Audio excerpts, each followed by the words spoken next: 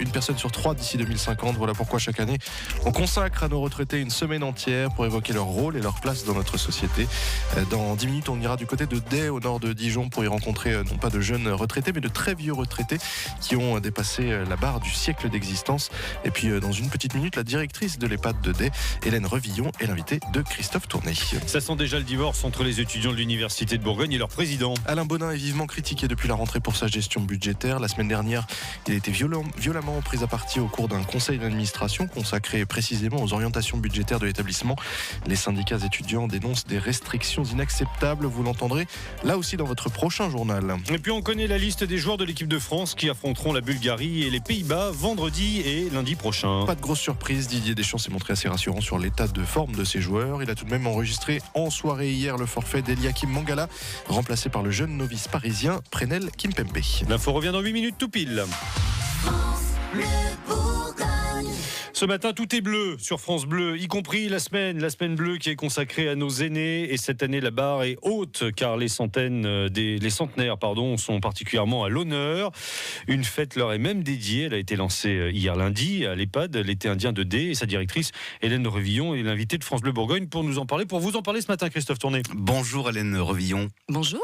Pourquoi une fête des centenaires? C'est vous qui êtes à l'origine de ce projet, hein? Oui, tout à fait. Alors l'idée au départ est venue lors de la venue des enfants de l'école primaire de Day. On avait fait une rencontre intergénérationnelle et les enfants se sont posé la question du plus vieux résident dans notre structure. Et puis quand on leur a dit que notre doyen avait 100 ans d'écart avec eux, spontanément ils sont venus le saluer et ils se sont mis en file indienne pour pouvoir le saluer. Et l'idée est venue à ce moment-là de se dire c'est vrai que pourquoi pas mettre à l'honneur ces centenaires qu'on oublie des fois un peu parfois et la naissance de la fête des centenaires est venue spontanément. Ça les impressionne, les enfants? Oui, bien sûr, ça les impressionne parce que se dire que on a en face de soi quelqu'un qui a 100 ans de plus, se dire qu'il a vécu des événements extraordinaires, des guerres, mais aussi des avancées technologiques, médicales, c'est impressionnant, oui, bien sûr. Alors vous avez 3 pensionnaires qui ont plus de 100 ans dans votre EHPAD. Comment se portent-ils? Ils se portent bien, ils sont alertes, ils ont encore une assez grande autonomie, ils ont pas de troubles cognitifs, donc ils sont plutôt dans le bien vieillir.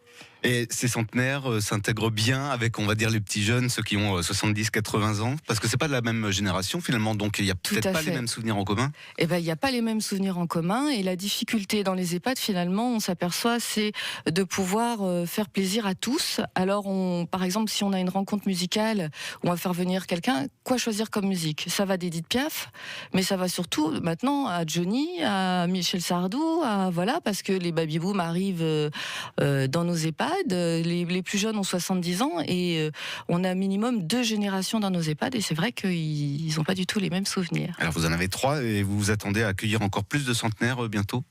Alors l'année prochaine, nous avons donc actuellement 5 résidents qui ont 99 ans, donc l'année prochaine, 5 de nos résidents vont passer le cap des centenaires. Donc il y aura beaucoup de gâteaux et beaucoup de bougies. Voilà, Ces centenaires ont de la famille qui vient les voir parce que leurs enfants, s'ils en ont, sont pas forcément très jeunes non plus.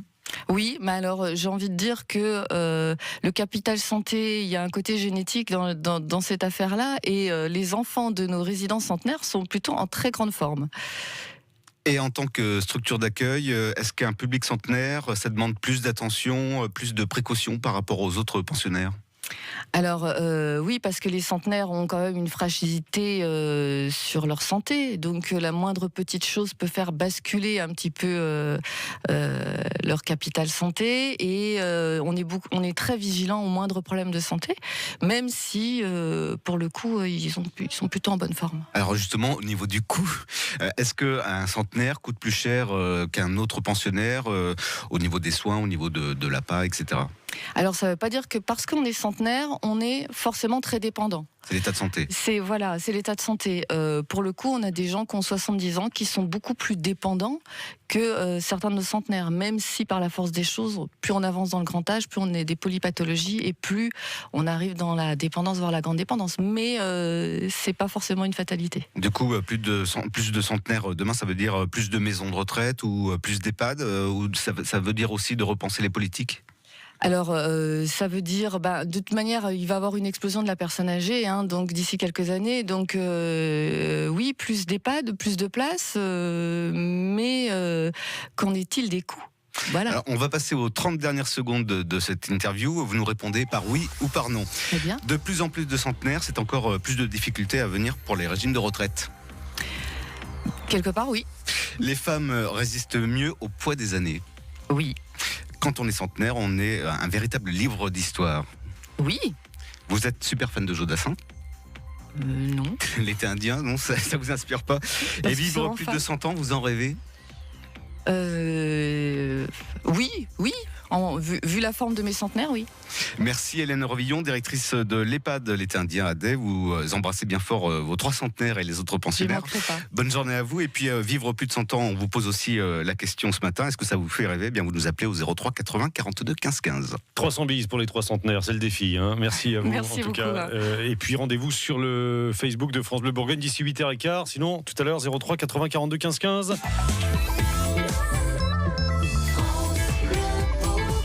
On se retrouvera au bout du fil. C'est l'horoscope de Martin maintenant dans les grandes lignes. Martin, comment ça va se passer aujourd'hui ? L'attention se portera sur les siens, sur ce qu'on peut faire